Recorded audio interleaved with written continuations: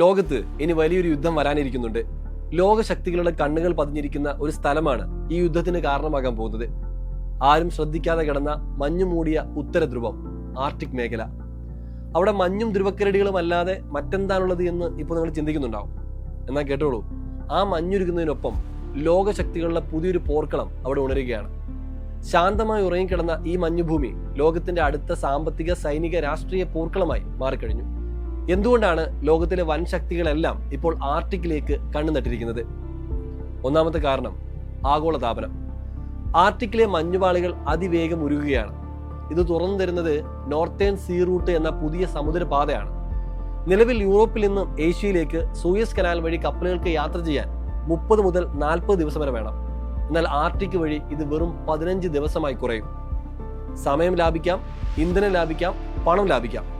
ഈ പുതിയ പാതയുടെ ഭൂരിഭാഗവും റഷ്യയുടെ നിയന്ത്രണത്തിലാണ്. ഒരു ടോൾ ഗേറ്റ് പോലെ റഷ്യക്ക് ഇതിലൂടെ കടന്നു പോകുന്ന കപ്പലുകളിൽ നിന്ന് പണം ഈടാക്കാം. ചൈനയാകട്ടെ ഇതിനെ അവരുടെ പോളാർ സിൽക്ക് റോഡ് പദ്ധതിയുടെ ഭാഗമായി കണ്ട് വൻതോതിൽ നിക്ഷേപം നടത്തുന്നു. ഈ പുതിയ പാത ലോക വ്യാപാരത്തിന്റെ ഗതി തന്നെ മാറ്റിയെഴുതും. രണ്ടാമത്തെ കാരണം ഇവിടെയുള്ള റിസോഴ്സസ് ആണ്. ഈ മഞ്ഞുപാളികൾക്ക് താഴെ കോടിക്കണക്കിന് ഡോളർ വിലമതിക്കുന്ന പ്രകൃതി വിഭവങ്ങൾ ഒളിഞ്ഞു കിടക്കുന്നുണ്ട്. ലോകത്ത് ഇതുവരെ കണ്ടെത്താത്ത എണ്ണയുടെ 13%, പ്രകൃതിവാതകത്തിന്റെ 30% ഇവിടെ ഉണ്ടെന്നാണ് കണക്കുകൾ പറയുന്നത്. ഇത് മാത്രമല്ല, ഇലക്ട്രിക് കാറുകൾക്കും മറ്റ് ആധുനിക സാങ്കേതിക വിദ്യകൾക്കും ആവശ്യമായ നിക്കൽ, കൊബാൾട്ട്, ലിഥിയം, സിങ്ക് തുടങ്ങിയ വിലപിടിപ്പുള്ള ധാതുക്കളുടെ വൻ ശേഖരവും ഇവിടെയുണ്ട്.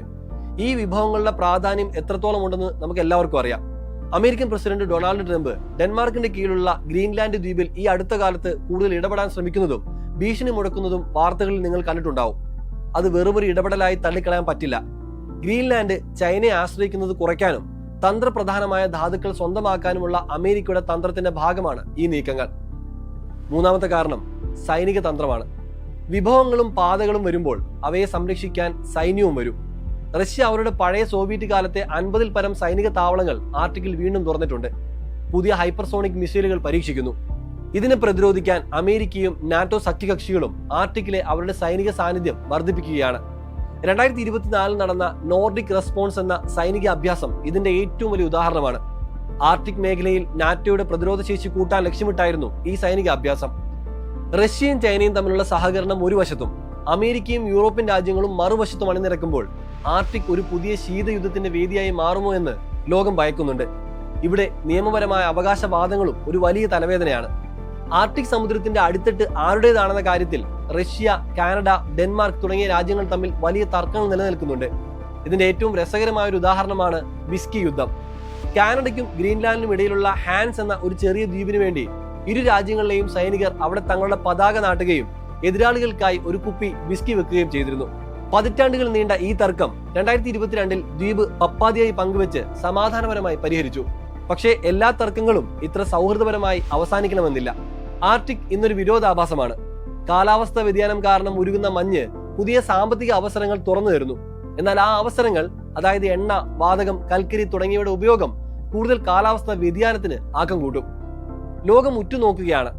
ഉരുകുന്ന ഈ മഞ്ഞുപാളികൾ രാജ്യങ്ങൾക്കിടയിൽ സഹകരണത്തിന്റെ പുതിയ പാത വെട്ടിത്തുറക്കുമോ, അതോ സംഘർഷത്തിന്റെ പുതിയ മഞ്ഞുപാളികൾ രൂപപ്പെടുമോ? ആർട്ടിക്കിന്റെ ഭാവി ഒരുപക്ഷെ നമ്മുടെ എല്ലാം ഭാവിയെ നിർണയിച്ചേക്കാം. ഇത്തരത്തിലുള്ള ജിയോ പൊളിറ്റിക്കൽ കറണ്ട് അഫയേഴ്സ് വീഡിയോകൾക്കായി സബ്സ്ക്രൈബ് ചെയ്യാൻ മറക്കണ്ട.